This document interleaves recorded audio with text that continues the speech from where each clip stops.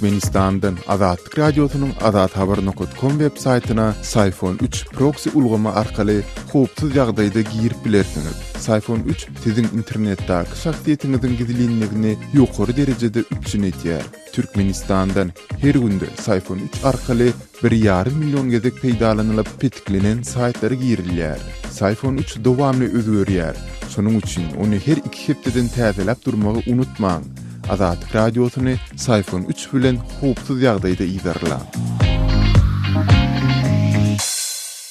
Gepleýär Azatlyk radiosy. Eferde maksat Ataýew bilen Habarlar gündeligi. Prezident Berdimuhamedow Ahal Daşoguz, Lebap we Mar welaýatlarynyň häkimlerine käýinç yglan etdi. 6 awgustda Türkmenistanyň prezidenti Gurbanuly Berdimuhamedow welaýatlaryň hem de Daşoguz şäheriniň häkimleriniň gatnaşmagyna video şekilli iş maslahatyny geçirdi. Onuň gün tertibinde 3 mesele ýagny regionlary durmuş ykdysady taýdan ösdürmek, mövsümleýin owa hojalyk işleri hem de üstümizdäki bayramçylyklara görülýän taýýarlyklar barada gurrun edilipdir. Maslahatyň dowamyny prezident Ahal Daşoguz, Lebap we Mar welaýatlarynyň häkimleriniň dördüsine birden käýinç yglan etdi. Bu barada Türkmenistanyň döwlet habarlar gullugy maglumat berýär. Habarda aýdylmagyna görä Ahal welaýatynyň häkimi Şöhrat Amangeldiýew, Daşoguz welaýatynyň häkimi Mehmet Bayramgulyýew, Lebap welaýatynyň häkimi Taňryguly Atahallyýew hem de Mar welaýatynyň häkimi Döwranberdi Anneberdi we käýinç yglan edildi.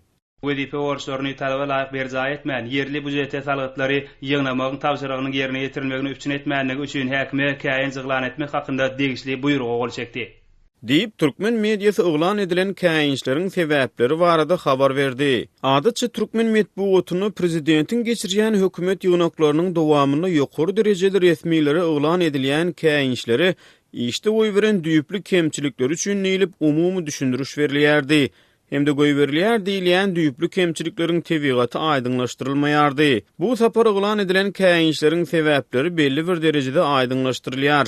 Olaryň ödenini yerli büdjet hem de salgytlar düzýär. Türkmenistanyň salgyt ulgamyny ýurtda 2004-nji ýylyň oktýabr aýyna kabul edilen salgytlar hakyndaky bitiw kanun düzgünleşdirýär. Şeýle-de ýurdun büdjet sistemasyny 2014-nji ýylyň mart aýyna kabul edilip, 2015-nji ýylyň 1-nji ýanwaryna güýje giren Türkmenistanyň büdjet kodeksi düzgünleşdirýär. Türkmenistanyň büdjet kodeksini tasdiklamak we güýje girizmek hakynda prezident Berdimuhamedowyň 2014-nji ýylyň 1-nji martyna tasdiklanan kanunyny Türkmenistanyň büdjet kodeksiniň düzgünleriniň berjaý edilmegine tapgyrlaýyn geçmek, şol sanyna 2016-2018-nji ýyllar aralygyna büdjetiň ýerine ýetirilmegini, 1996-njy ýylda kabul edilen büdjet sistemasy hakyndaky köne kanun esasyny düzgünleşdirmek gödeňinde tutulupdy. Türkmenistanyň her ýyl üçin döwlet büdjeti ýurdun parlamentine kanun hökmüne kabul edilip, ol merkezleşdirilen büdjetiň hem de yerli büdjetleriň feriştelerini öz içine alýar.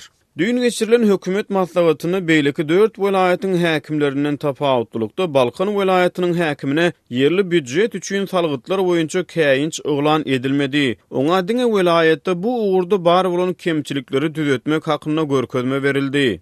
Türkmen medeniýetini yerli büdjetlere esasan kimlerden ýygnalan salgytlaryň nähili möçberde goşant goşýanlygy barada jekmejek maglumatlar agdalmaýar. Ýöne resmi media ýurtda hususy telekeçiligi üns berilýändigini, hususiýetçileriň döwlet gadnasyna goşant goşýanlygyny ýygyderli tekrarlaýar. Mononozal Azatlyk radiosyny welaýatlarda häkimiýetler tarapyndan edenetlikli jerime töledilýän ulug sürüjileri barada käbir maglumatlar peýda bolupdy. Bu ýagdaýy yerli synçylar yerli büdjeti dolmak uğruna edilýän tagallalary meňzedipdi. Video şekilli maslahatyň dowamyny prezident Berdimuhamedow welaýatlarda alınıp barlayan owa hojalyk işleri hem de welaýatlardaky dürli dehkalaryň guruluşyk işleri boýunça da häkimlere käbir bellikleri aýdypdyr.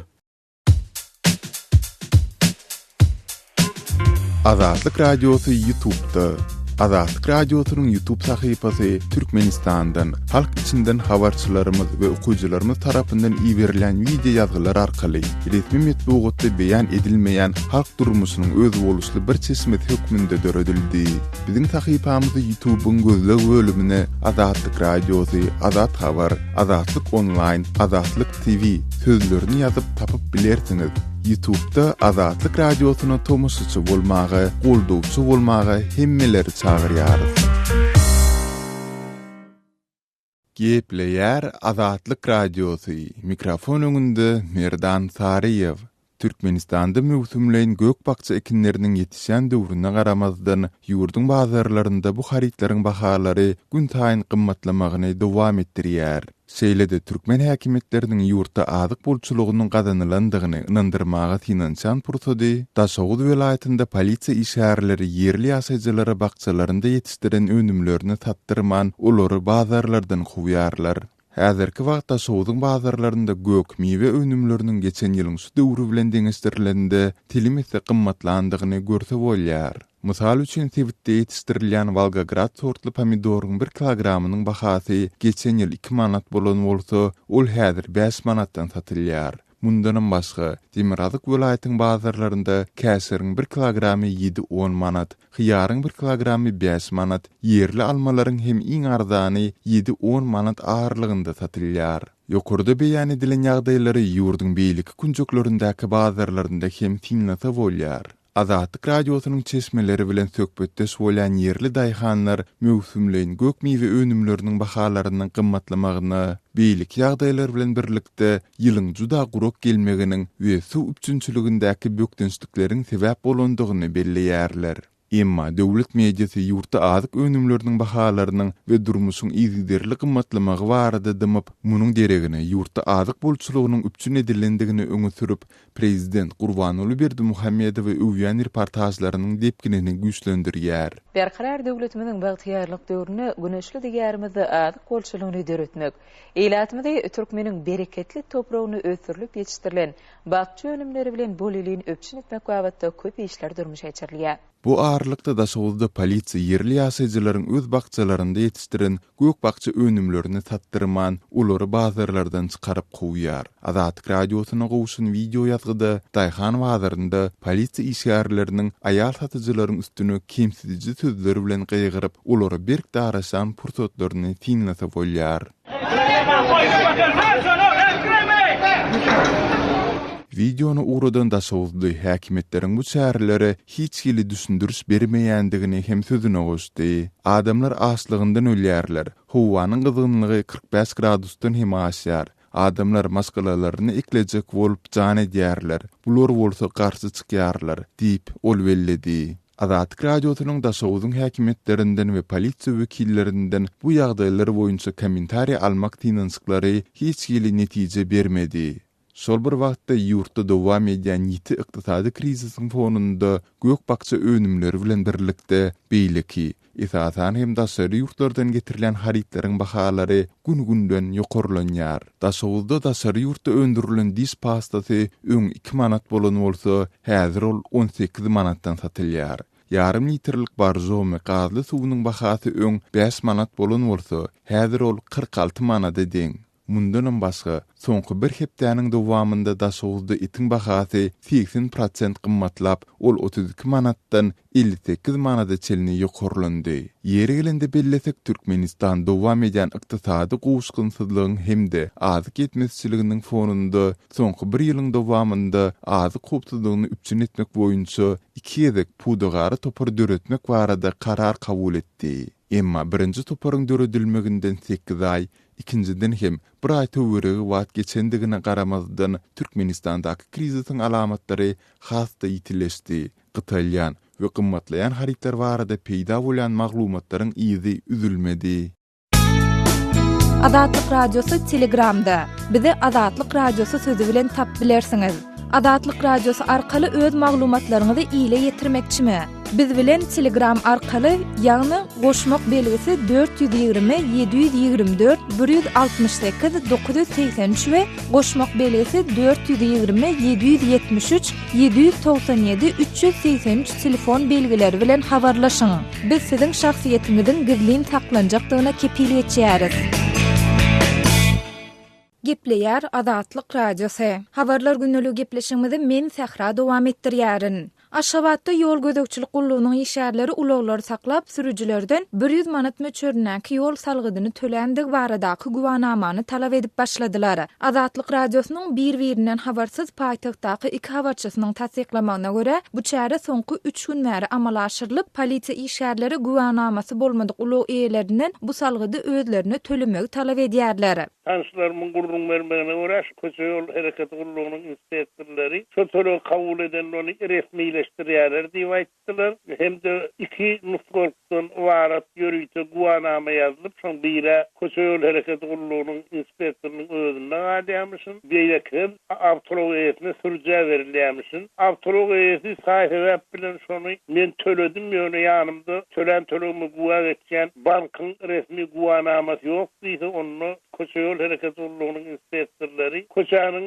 ruhsat edilýän ýerine awtolog goýmaklygy hem de özleriniň awtologa değişik bolan dokumentlerini awtoinspektora tapşyryp gidip getirmäge borçlum edilýärmişler. Diýip Türkmenistanda bolup geçen täzelikler we wakalar bilen ýakyndan gyzyklanýan Aşgabatly synçy Amanmurat Bugaýew gurrun gidýän ýol salgydynyň 2016-njy ýylyň ýanwar aýynda güýje girendigini we munyň diňe ulogyň tehnik gurotlyk derejesine barladanyňda soralandygyny, häzirki ýaly ýürüýte barlaklaryň ilkinji gedek geçirilýändigini hem sözüniň üstüne goşdy. Maglumat üçin aýtsak, Türkmenistanda awtolog eýelerine salynýan ýol salgydynyň möçüri 2016-njy ýylda 25 manada barabar bolan bolsa, 2017-nji ýylda 75 manada we 2018-nji ýylda 100 manada ýokarlandyryldy. Howpsuzlyk ýagdaýlary sebäpli adynyň efirde atlandyrylmasydygyny soran Aşgabatdaky ýene bir habarçymyzyň tasdiklamagyna görä, ýol gödekçilik gullugynyň işärleri bu guwanamanyň näme sebäpden özleri tarapyndan talap edilýändigi hakynda anyk düşündürüş bermekden saklanyp, bu barada telewiziýada bildiriş edendigini aýdýarlar. Ýöne Azatlyk radiosynyň bir-birinden habarsyz aýry başga iki habarçysy bilen söhbetdeş bolan Aşgabatly ulug eýeleriniň ençemesi bolsa, gurrun gidýän guwanamanyň talap ediljektigi barada adat bolşaly ne ýurduň telekanallarynda ne de radio kanallarynda bildiriş edilendigini aýdýarlar. Haýsydyr bir täze düzgünü güýje girdip ilatdan talap etmeden odal halky bu barada habardar etmeli.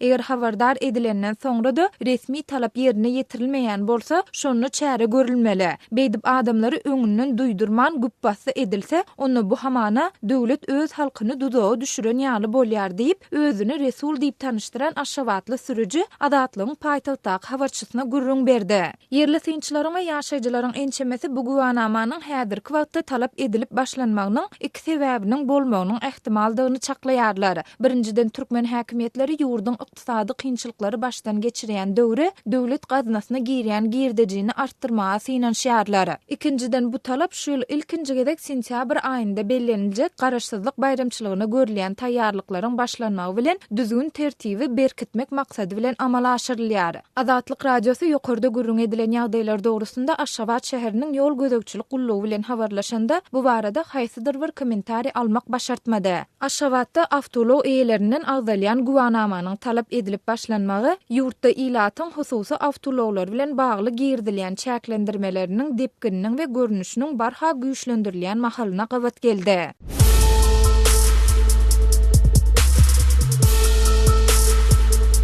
Öz sevitiňizde bolýan wakalar barada Azatlyga maglumat bermek isleseňiz, biziň Facebook hasabymyza ýazyň. Bizi gözlep bölümine Azatlyk radiosu ýazyp tap bilersiňiz. Siz suratlaryňyzy we videolaryňyzy hem ýollap bilersiňiz. Azatlyk siziň şahsiýetiňizi gizlinlikde saklar. Siz bolan wakalar barada maglumat beriň, biz hem habar bereriz. Gepler Azatlyk radiosu efirde siz bilen men Sultan Atçyl gepleşiklerimiz dowam etdirýär. Türkmenistanda howanyň derejesiniň 45 gradusdan düşmeýän şuurlarynda Aşgabatyň stadionlarynda marşirowkalar başlandy. Şu ýyldan başlap Türkmenistanyň garaşsyzlyk gününi 27-nji oktýabrdan 27-nji sentýabra geçirilmegi bilen garaşsyzlyk bayramçylygyna görülen taýýarlyk çäreler hem odalkylaryndan bir aý ýer başlandy. Aşgabatyň demir ýol wagtlarynyň goýundaky Dagdan stadionuny edara kärhanalaryň işgärlerini ýygnap marşirowkalara başladylar diýip öz adynyň efirde tutulmalygyny toran bank işgär Azatlyk radiosu bilen töhbetdeşlikde gurrun berýär. Howanyň derejesiniň şeýle ýokary bolmagynda galyan şu usullarında adamları marşrovka qowlamagy özi akla taýandat däl. Emma talipler häzir Thomas kanikulunda bolýandyklar sebäpli idara kärhananyň işgärlerini marşrovka çykaryp ugradylar diýip ol dowam edýär. İdara kärhanalaryň işgärleri öz esasy işlerini galýarlar. Olaryň arasynda gyzygyna çydam etmeýän taby uşak gelin gyýlar hem bar. Göwreli dinarlar hem bar. Ýöne iş ýerini ýitirmejek bolsaň hiç bir bahanasyz marşrovka gatnaşaýmaly. Çaý suw bilen towadyjylaryň aşagynda oturýan işgärler üçin bu marşrovkalar durşuna bir jebir. Suwsuzlykdan bukurda uğrap gözi garanqyrap duran haýsy. Başa aýlanyp stadionyň kölegesinde kelletini tutup oturan haýsy. Garaz owad ödüňe bas ötmese keseke diýilen nakyldan bir many çykaraýmaly emeldarlaryň hiç sada başlary agramýar. Olar üçin adam saglygy garaşaýa durmýar diýip ýaşaýjy diýrenýär. Ýaşaýjylaryň Azatlyk radiosyna aýtmaklaryna görä, idara kärhanalaryň işgärleri saat 10:00 eýam idaradan çykyp dagdan stadionyna marşrovka geçmeleri uğraýarlar. Marşrovkalar saat 16-da başlanyp öýlen saat 18-19 aralygynda tamamlanýar. Ondan soňra öýüne dolanyp baryp çagatyny çagalar wagtyny almaga ýetişmeli işgärler hem bolýar. Ine iň kynçylygy şolar çekýärler. Öýüňde çagaňy çagalar wagtyny alar ýaly kömekçiň bolmasa, bu işlerden soňra öýüňe baryp akşamlyk nahar çaýyny taýýarlamaga hem yaramýarsyň.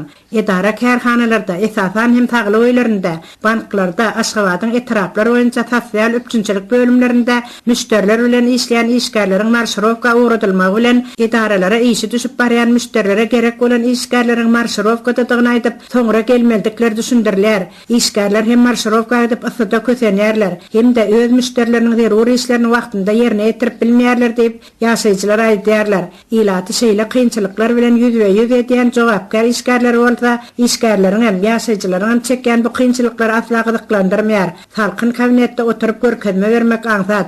Şu sowalarda şolaryň özlerini bir sagat marşrovka çykarsadylar. Onda belkem ilatyň çekýän horlugy barada pikir ederdiler diýip ýaşaýjylar nygtýarlar.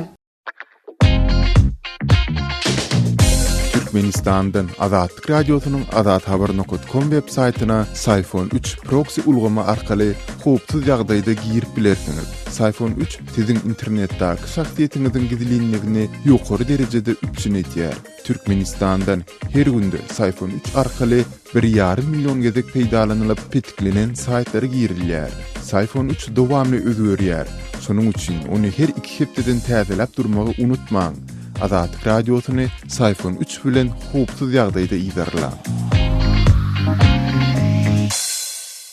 Gepleýär Azatlyk radiosu. Habarlar gündeligi gepleşigimizi men Döwlet Bayhan dowam etdirýän. Aşgabatyň aeroportundaky bilet problemasyna näýlelikleriň mewjudýanyny aýdylýar. Türkmenistan'a uçar biletlerinin gaytadan gıtalanlığı, bilet kasalarına kämahal uçarlarda oktyabr ayına çenli orun galmanlığının öňe sürülýänligi sebäplerden aeroportda näýler ayatlaryň soňky bir hepdede dawa jenjele başlanygy habar berilýär. Azatlyk radiosu bilen anonim ýagdaýda habarlaşýan Aşgabatyň aeroportunda köp sanly ýolagçynyň daşary urda göwermeýänligine garamazdan soňky bir hepdeniň dowamyna Istanbula uçar biletini tapyp bilmeýänligini aýdýan ýöneköý raýatlar bilen käbir migrantlar we studentler şol sebäpden inni aeroportda alaytada Lebaplylaryň owulky ýaly öz näýleligini güýçli ýagdaýda bildirmäge başlanygyny görýärler. Howpsuzlyk sebäpli adynyň efirde agdalmalygyny sorap, sesiniň hem ýütgödülmegini isleýän Aşgabatly dinleýijimiz öz dowanynyň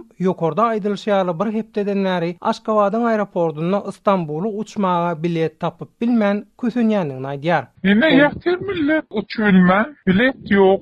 3 ay öňden satylýar bilet, 3 ay içeli bilet ýok. Gelýän adamym ýok. $300 bärde satjak bolup etipdirin oýunlarydyr. Uçup duranmış aeroportda uçturlar diýe. Serjörlerde bunu göterip diýe. Bir hepde aeroportda tera. Bilet ýok, satjak däl diýip kapatjymışlar. Da satka barsalarym. Käbi o da satkalarym uca aýrykly dur bilýärmi? Şoň üçin ana bir hepde arada on aýdymdan ötüber. diýip Aşgabatly dinleýijimiz sözleriniň üstüni şeýle ýetirýär. Berde direkt bardan alıp ýebersen bolýar. Sebäbi o ýerde manat bilen alýan. Şonuň üçin bankan kursu bilen $100 bolýar o ýerde. Men hawa ýollary bar ya berde. Şu Türkmen hawa ýollary onu jaňa gördüm. 3 sentyabra bardy $310 diýe. Men onça ýok diýe. Türk hawa ýollarynda bar ama diýe. 2 gün soňra $510 gelýär diýe. Türk hawa ýollarynda diýe. Diýip dinleýijimiz Azatlyk radiosuna gurrun berýär. Azatlyk radiosu bilen gurrundaş bolan Türkiýedäki zähmet migrantlary we olaryň türkmen sanyna kowasarlaram ýokarda agdalýan ýagdaýyň dogurdugyny tasdiklap, ýurtda dowam edýän ykdysady krizis sebäpli köp raýatyň uçar biletini Istanbuldan aldyrmagy gurumunyň çatmaýanlygy üçin Aşgabatyň aeroportuna bilet gytçylygy çekmeli bolýanlygyny, ýöne beýleki tarapdan munyň raýatlaryň daşary ýurda goýbermezliginiň bir tiltimi hem bolaýmagynyň ahmallygyny öňe sürýärler. Sözü jemlesek, ählesi inançyga garamazdan degişli türkmen resmiýetlerinden Aşgabatyň aeroportuna raýatlaryň uçar bileti barada duş gelýän problemalary hakda nähilidir bir maglumat almak Azatlyk radiosuna başartmaýar.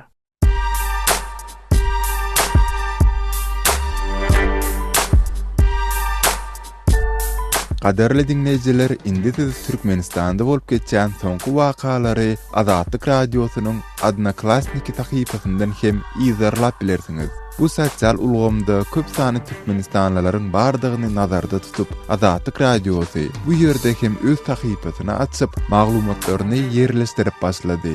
Bize goşuluň.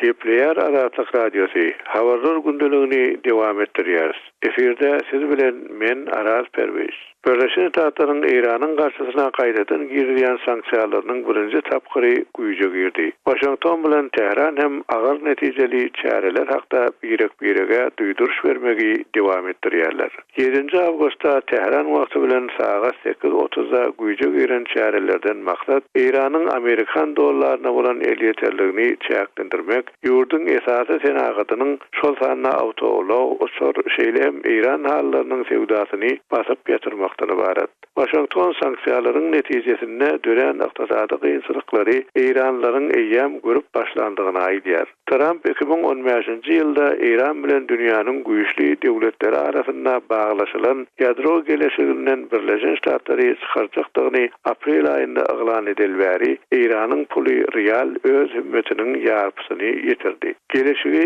İranyň ýadro bombasyna tarap ähli ýollaryny baglamagy başarmadyk aýylgan bir taraplyň alalyşyk diýip tanqidlan Trump özüniň gawy alalyşyk diýen hakda Tehranyň ýol başçylary bilen güni gürleşmegi ýene bir gedek teklip etdi. Men rejimiň ähli ziýanly işçilikleri şol sanyny onuň balistik raketa programmasy we onuň terrorizmi goldama hakda has giňlalyşyga gelmek üçin gürleşmege açyk diýip Trump aýtdy. Ýöne İranyň prezidenti Hasan Ruhani bu bir manasyz zat diýip onuň bu teklibini şol wagtda reddetdi. Ruhani sen düşman bolup bir adamy bıçaklasaň, ondan soňra da gürleşmek isleýändiňi aýtsaň, onda seniň ilkinji etmeli işiň elingdäki bıçagy aýyrmakdyr diýdi. Ruhani Birleşen Ştatlary ýadro geleşiginden çekilse de Ýewropa bileşigi, Orsiýa, Hytaý we beýleki esasy sewda ýaranlarynyň sanksiýalary ýeňletmeginiň deregine İranyň ýadro işçiligini çäklendirmegi dowam etdirjekdigini aýtdy.